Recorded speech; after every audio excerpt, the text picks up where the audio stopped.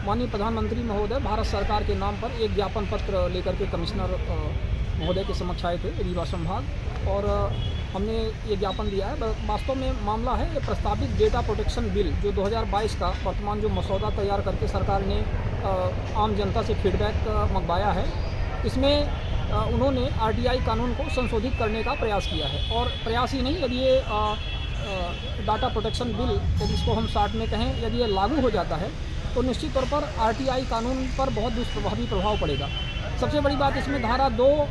12, 2, 13 और 2, 14 इनमें जो पर्सनल डेटा की इन्होंने परिभाषा बताई है, उसमें कोई भी राज्य सरकार, स्टेट, केंद्र, कोई भी एजेंसी, कोई भी कंपनी, संस्था, व्यक्ति, ये सारी चीज़ उनकी पर्सनल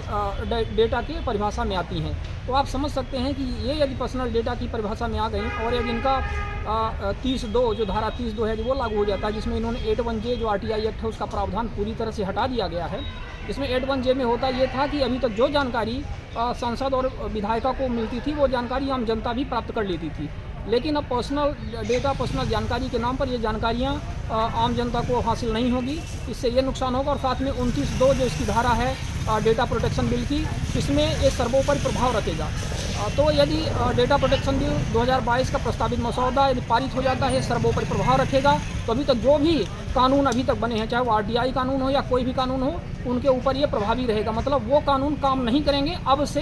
पास होने के दिनांक से ये कानून सर्वोपरि होगा, मतलब यही कानून काम करेगा। तो इससे आप समझ सकते हैं कि जो पारदर्शिता है, जो जवाबदेही है, उस पर एक गहरा आघात लगेगा, और इससे जो भ्रष्टाचार है वो बढ़ावा होगा, उसका मिलेगा, और भ्रष्टाचारियों का संरक्षण होगा। हम ये चाहते हैं कि सरकार आज 21वीं शताब्दी में एक स्वस्थ और स्वच्छ लोकतंत्र में पारदर्शिता बढ़ाए, जवाबदेही बढ़ाए, ना कि उसमें पर्दा डाले। इस बाबत आज हमने दिनांक 14 दिसंबर 2022 को माननीय प्रधानमंत्री महोदय भारत सरकार श्री नरेंद्र मोदी जी के नाम पर कमिश्नर साहब रीवा संभाग को ज्ञापन दिया है, और हमने मांग की है कि इस प्रस्तावित जो डेटा प्रोटेक्शन बिल है, इसके मसौदे से इस आरटीआई कानून के संशोधन वाले पोर्शन को वापस लिया जाए।